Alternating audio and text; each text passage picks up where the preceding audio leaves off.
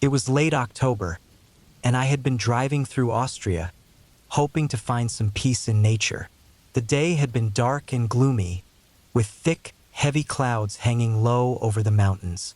After a while, I found a small, open spot near a thick forest where I could park the car and set up my tent.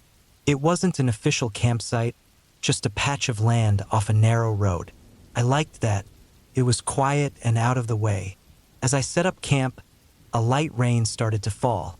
The soft patter of raindrops hitting the trees and wet ground made me feel relaxed. I finished setting up my tent and unpacked my stuff. I crawled inside just as the light rain turned into a steady downpour.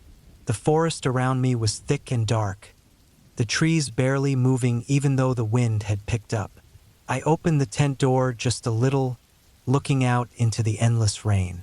Felt good to be alone with the storm. Time passed, and the rain didn't let up. In fact, it got heavier. It hit the tent harder, making it hard to hear anything else. That's when I noticed the sound of rushing water nearby.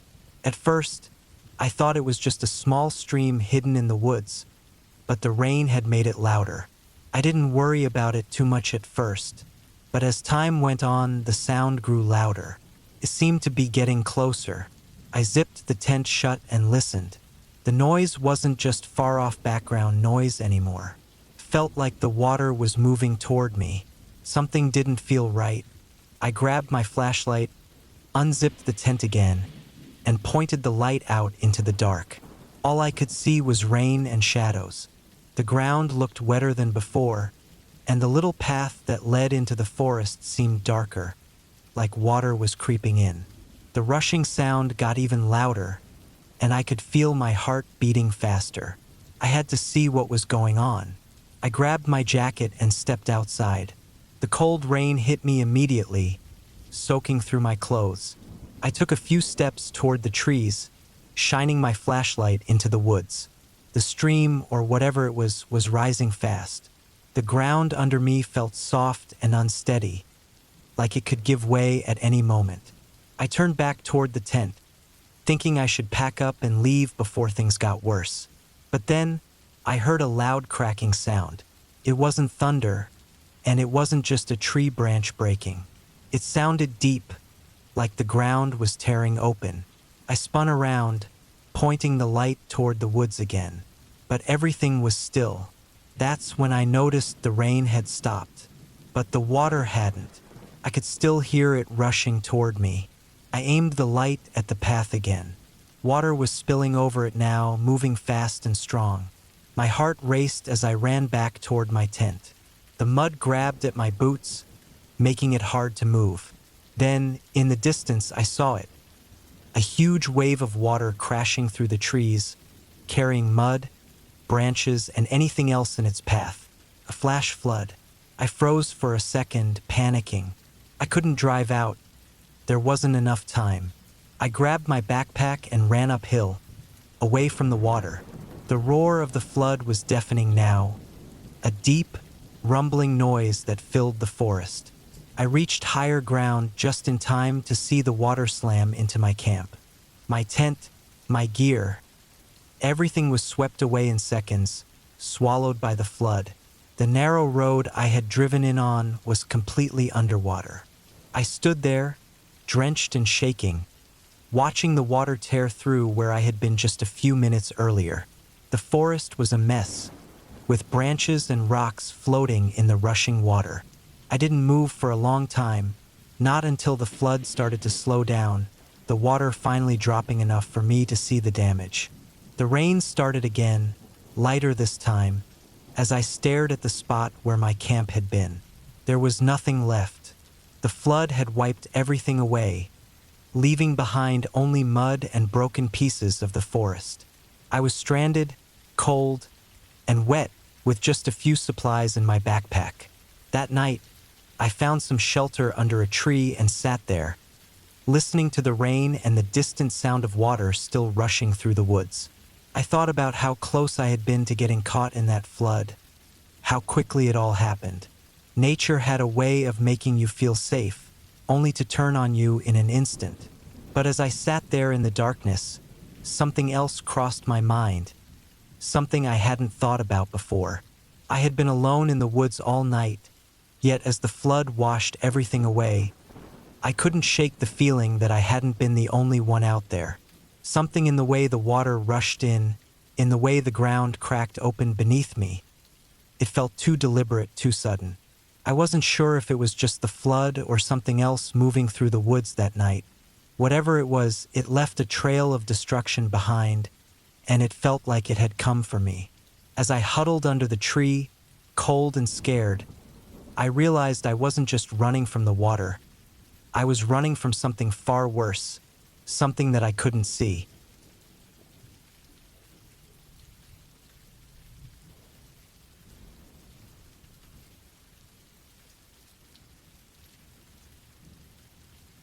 We set off for a week of camping in the Amazon, hoping it would help me bond with my kids after the divorce. My ex-wife insisted on coming for the kids' sake. We set up our tents by a river, deep in the jungle. All around us, I could hear bugs buzzing, and every now and then, a strange howl would echo from far away. The kids were excited, taking in the wild nature all around us, but I couldn't shake this feeling that something was wrong. After a few days, it felt like the jungle was closing in on us. The trees were so thick that barely any sunlight came through, leaving everything dark and wet. We walked through the forest during the day, showing the kids different plants and animals, but something didn't feel right. At night, when everyone else was sleeping, I would hear strange sounds, like something moving around outside. It didn't sound like the animals we had seen before. It felt like something or someone was getting closer. By the fourth night, I couldn't sleep. I just stared at the tent flap, waiting for something to come in. The sounds were louder than before. I got up and grabbed my flashlight, shining it outside. Nothing, just trees and darkness. It was quiet, too quiet, and I didn't feel any better. The next morning, I tried to tell myself that it was all in my head. Maybe the jungle was just playing tricks on me. But when we went for a walk, we found something that made me stop cold. There, in the dirt around our camp, were fresh footprints, human footprints. Someone had been walking around us while we were sleeping. We hadn't seen anyone for days. So where did they come from? That night, I couldn't stay quiet anymore. I told my ex-wife that we needed to leave first thing in the morning. We didn't tell the kids because we didn't want to scare them. But I was on edge the whole night, waiting. That last night was worse. The sounds came back, but they were much closer. I could hear something brushing up against the side of the tent. I held my breath, trying not to move. Then, slowly, the zipper of the tent started to open, little by little. I froze, reaching for the knife I had next to me. I turned toward the zipper, ready for anything. But then, just as it had started, it stopped. There was complete silence for a few seconds, and then I heard footsteps, soft at first, but getting quieter as they moved away. At the first sign of light, we packed up. The kids were confused, but they didn't ask too many questions. We left the Amazon behind, but I couldn't shake the feeling that we were still being watched. Even now, I wonder who or what was out there that night. Maybe it was someone just passing through the jungle, but I can't stop thinking about one thing. Whoever was out there knew we were leaving before we even did. They didn't want to hurt us, not yet. They were waiting for something, and I think if we had stayed just one more night, we might have found out what that something was.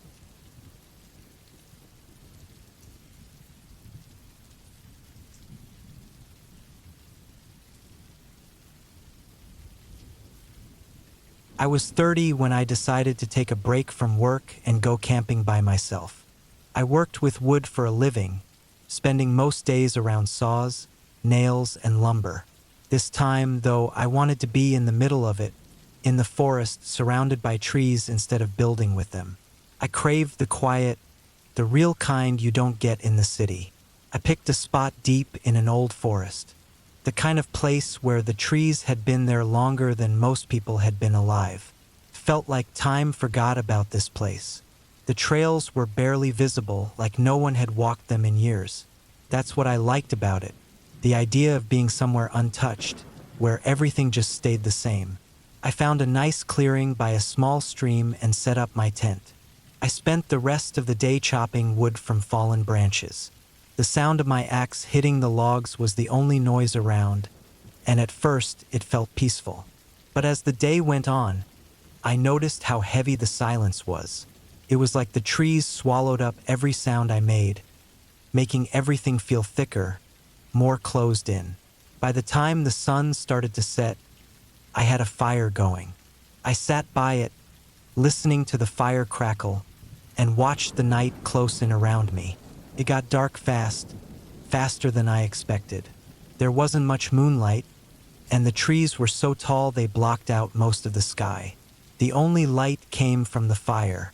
As I sat there, something didn't feel right. Every so often, I'd hear a faint noise, like leaves or branches moving. I figured it was just animals, probably small ones moving through the woods. But after a while, the sounds didn't stop. They kept coming, but they never got closer. It was like something was moving around me, but staying just out of sight. I added more wood to the fire, hoping the light would push back whatever was out there. The fire got brighter, but it didn't help much. That feeling of being watched wouldn't go away. I kept telling myself it was just my mind playing tricks on me because I was alone in the middle of nowhere. But the more I tried to ignore it, the more it crawled under my skin. At some point, I must have fallen asleep. When I woke up, the fire was just glowing coals, and everything was quiet. Too quiet. I sat up, my back aching from sleeping on the hard ground. That's when I saw it. Just outside the edge of the dying firelight, something was crouching low to the ground. I couldn't make out what it was. It wasn't moving, but I could feel it watching me.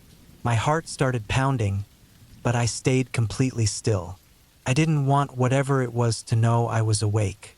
I couldn't tell if it was an animal or a person, but it was big, too big to be harmless. It stayed there, barely visible in the darkness, for what felt like forever. It didn't move, and neither did I. I was too scared to look away, afraid that if I did, it would come closer. My mind was racing, trying to figure out what to do, but all I could feel was the panic building in my chest. Then, as slowly as it had appeared, it started backing away. I could hear its footsteps as it moved deeper into the trees, the leaves crunching under its weight. I didn't dare move until I couldn't hear it anymore. When the first light of dawn hit the trees, I packed up my stuff as fast as I could. I didn't stop until I reached the road. I left that place behind, and I've never been back to the woods since. But whatever it wasn't a regular animal. It wasn't a person either. It was something else. Something that lives out there, watching, waiting, and it let me go. But sometimes I wonder if I really got away. That feeling of being watched, it never truly left. Even now, back home, I can still feel those eyes on me. Like maybe whatever was in those woods is still watching. Maybe it followed me back.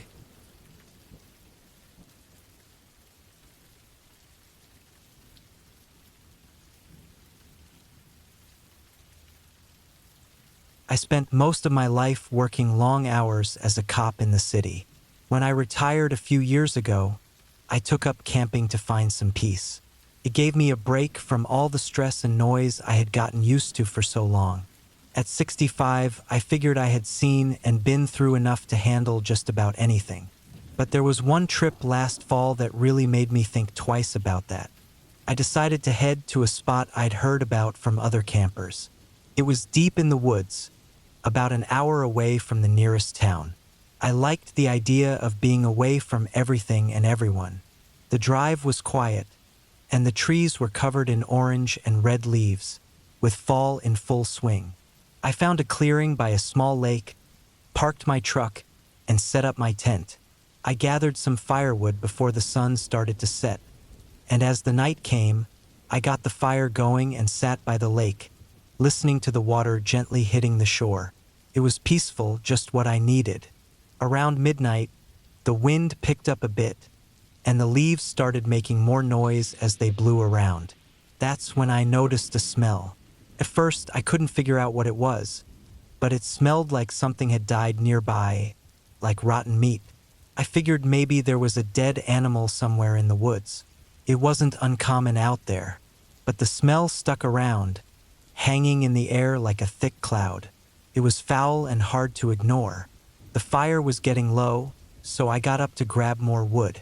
That's when I noticed something out of the corner of my eye. There was something at the edge of the clearing, just where the trees started. It wasn't moving. At first, I thought it might be an animal, but it didn't look like one. It just stood there, blending in with the shadows. My heart started to race a bit, but I tried to convince myself it was nothing. Maybe just my eyes playing tricks on me. But as I kept looking, it became clear that something was there. It was tall, thin, and completely still. I've been in some scary situations in my life, but something about this didn't feel right. I grabbed my flashlight from the tent and pointed it at the trees. The beam of light moved through the branches, but I didn't see anything. Whatever it was gone. I stood there for a moment, trying to calm down, telling myself it was just the dark and my mind playing games. But that smell was still there, even stronger now, and something deep inside me was telling me that this wasn't normal. I went back to the fire and sat down, facing the trees. I didn't want to turn my back to them. I figured if there was something out there, I wanted to see it before it saw me. The night felt too quiet after that. Every little sound seemed louder than before. The creaking of a branch, the rustling of leaves far off in the woods. My mind kept going back to that figure I thought I saw. It didn't make sense, but I couldn't shake the feeling that something was wrong. Eventually, I decided to try and get some sleep. I crawled into the tent and zipped it up, keeping the flashlight close. I lay there for hours, wide awake, listening to every noise outside. Couldn't relax. It felt like something was watching me, just waiting for the right moment to get closer. I don't know when, but at some point, I finally dozed off. Just before sunrise, I woke up to a sound I'll never forget. Footsteps. They weren't far away, and they weren't just the wind pushing leaves around. They were slow, heavy footsteps walking around the tent. My heart pounded in my chest as I listened. The steps were steady, circling the tent like whoever or whatever it was trying to figure out what was inside. I froze, barely breathing, hoping whatever it was would move on. But the footsteps didn't stop. They went around the tent once, then twice. It was deliberate, slow, like it knew I was in there. I knew I had to do something, but I didn't want to make any sudden moves. After a few minutes that felt like hours, I grabbed my flashlight, unzipped the tent, and stepped outside. The air was cold, and everything was still. The second I was out of the tent, the footsteps stopped. There was no noise, no movement. The clearing was completely empty, just like it had been when I set up camp. But that smell was still there, worse now, almost choking. I scanned the edge of the forest with the flashlight, but I didn't see anything. I didn't waste any time after that. I packed up as fast as I could. My hands were shaking as I loaded my gear into the truck. Before I got in, I looked back toward the trees one last time. That's when I noticed something I hadn't seen before. Right where I thought I saw that figure, the ground was flattened. The grass and leaves had been pressed down in a large circle, like something heavy had been standing there for a long time, watching. I got in the truck and drove out of there, not stopping until I was far away.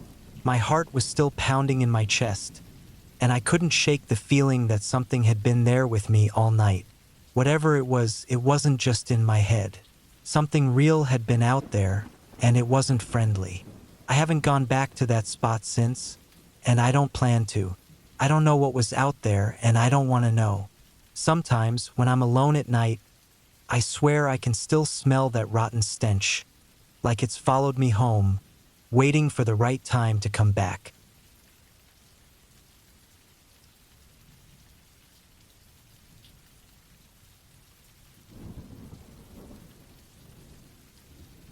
I don't know why I thought camping in a graveyard was a good idea.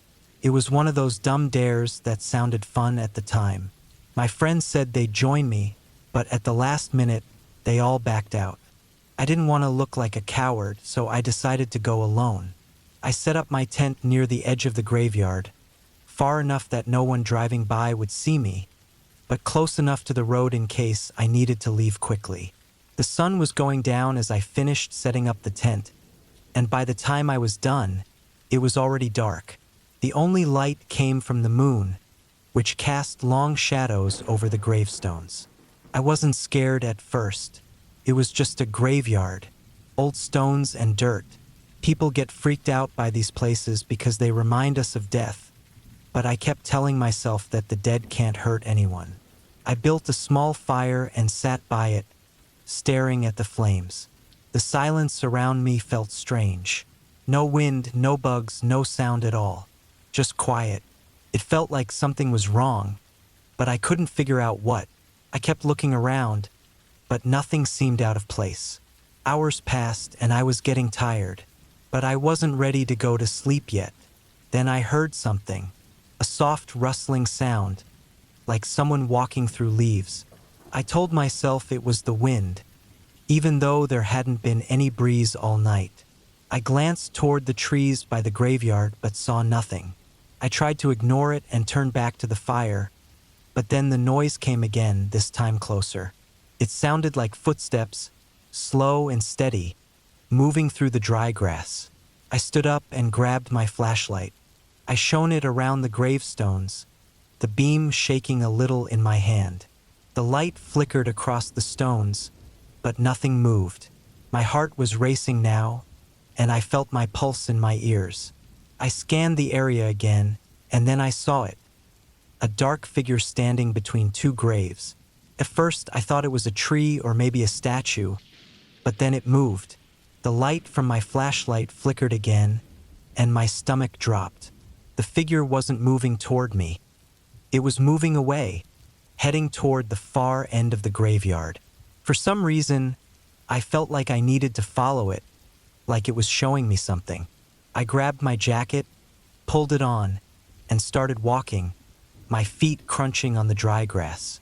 The closer I got, the heavier the air felt. It wasn't cold, but it felt thick, like something was pressing down on me.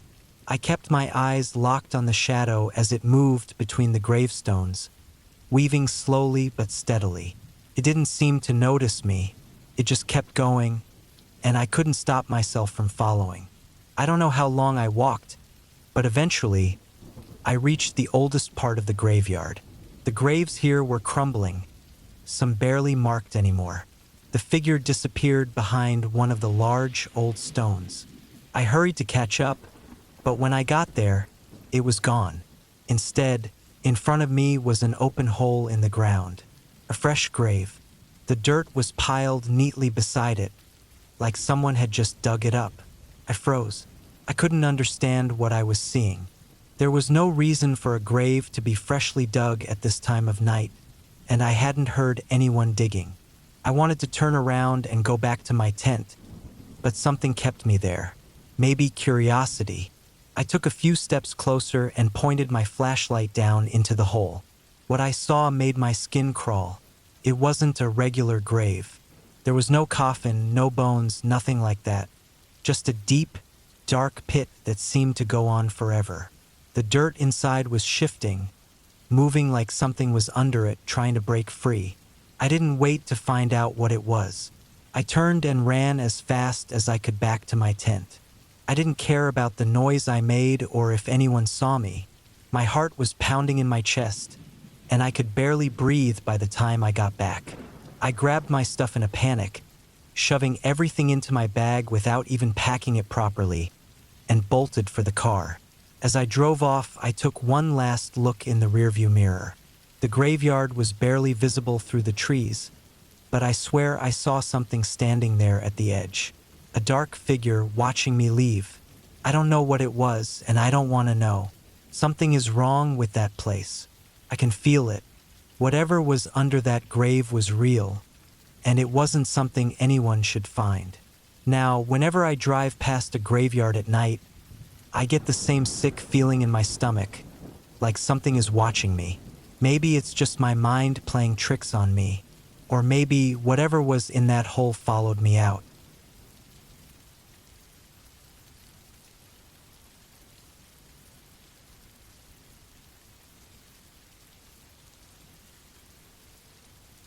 Camping with my dad and his sister, my aunt, was something we did every year. We always drove to our favorite spot by the lake, surrounded by tall trees and the sounds of the outdoors.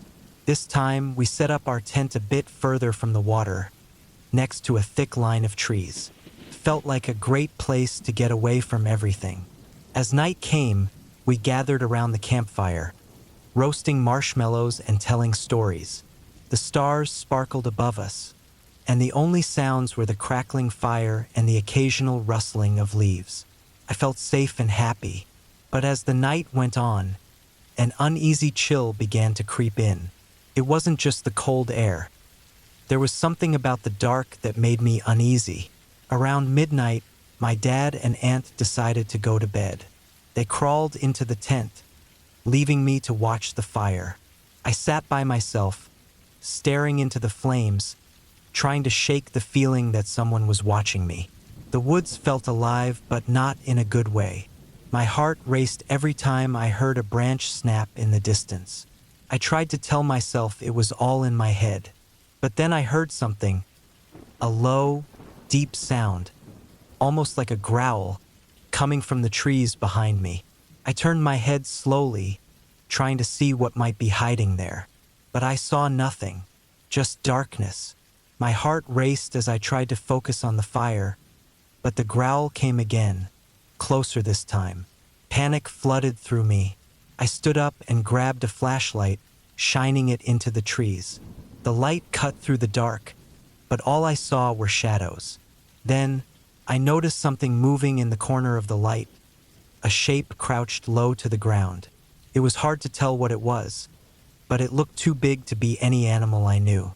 My breath caught in my throat, and I quickly backed toward the tent, feeling like I might scream. Just as I reached the tent, the shape darted away into the darkness. I stumbled inside, my heart racing as I woke my dad and aunt. They must have seen the fear in my eyes because my dad got up right away. We stayed quiet, listening. The rustling outside continued, and I felt as if I could hear heavy breathing just outside the tent fabric. My dad whispered for us to stay still and listen. Time stretched on, but the sound didn't go away. Finally, just as dawn began to break, the noises stopped. My dad carefully unzipped the tent and stepped out. The first light of morning showed us the area around us, but everything seemed normal. At least that's what I thought. Then my dad noticed something on the ground, a deep set of claw marks leading from the trees toward our camp. The marks were fresh, and they were huge. My heart sank. We packed up quickly, a rush of fear pushing us to move faster. As we drove away, I couldn't shake the feeling that whatever had been watching us was still out there, waiting for the next campers to get too close. Years later, I still think about that night. I often wonder if something followed us home. The woods can be beautiful, but they hold secrets too. Not every shadow is just a trick of the light. Sometimes they might belong to something watching, something waiting. The memory of that growl haunts me. It's a reminder that nature isn't just peaceful. It can be dark and dangerous too.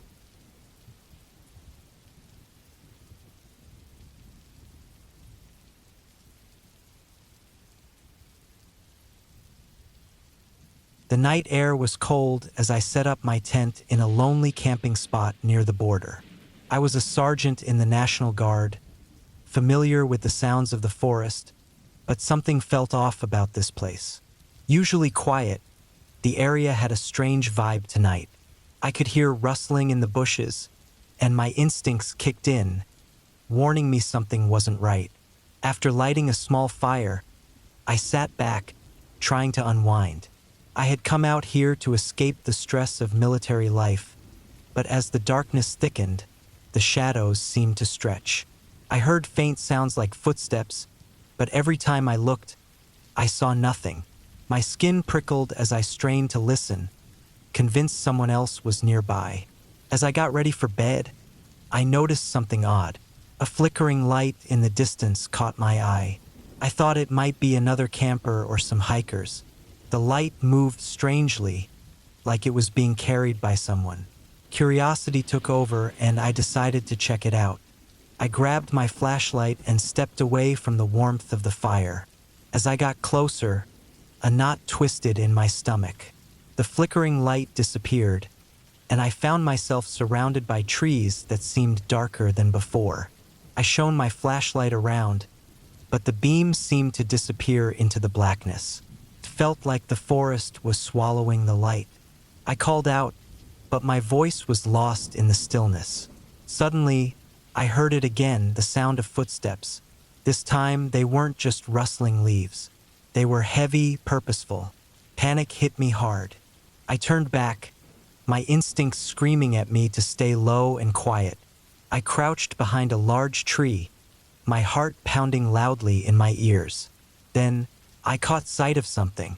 A figure appeared from the darkness, moving silently but with clear intent. They wore dark clothes, blending into the night. I held my breath, feeling completely exposed. My mind raced. I had no idea who they were or what they wanted. Were they poachers? Smugglers? I quietly fumbled for my phone, my only way to call for help. I could dial for backup, but I didn't want to make a sound. Instead, I kept my eyes locked on the figure as they got closer. My instincts screamed at me to run, but if I made a noise, I'd give away my hiding spot. I had to stay hidden. As the figure passed my hiding place, I saw a backpack slung over one shoulder. They were scanning the area with a flashlight of their own. My heart dropped. They were definitely looking for something. I was terrified but knew I couldn't stay here forever. I had to get back to my campsite and grab my stuff. As quietly as I could, I started to back away, keeping my eyes on the figure. My foot caught on a root and I stumbled. The figure turned sharply, their flashlight beam sweeping across the ground. I froze, fear coursing through me like ice. But they didn't seem to notice me. Instead, they turned and moved deeper into the woods. It was now or never. I sprinted back to my campsite, my heart racing, praying they wouldn't come back.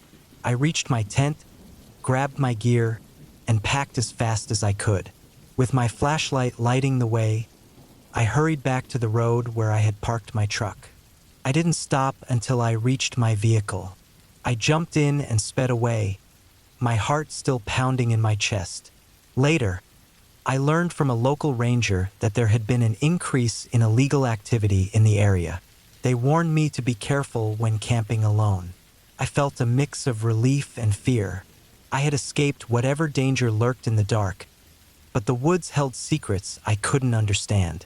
As I drove away, I couldn't shake the feeling that I wasn't alone. The memories of that night haunted me. I kept picturing the figure, wondering who they were and what they wanted. The shadows danced in the corners of my vision, and the woods seemed to whisper secrets I couldn't hear. Now I understood something deeper. Sometimes the forest doesn't want you there. Sometimes it wants to keep you as its own. As I left the trees behind, a chill ran down my spine. I realized I had come too close to something dark that night, and I could still feel its presence, lurking just beyond the edge of the light. The forest was a predator, waiting for its next unsuspecting victim. And as long as I remembered that night, I would never feel safe again.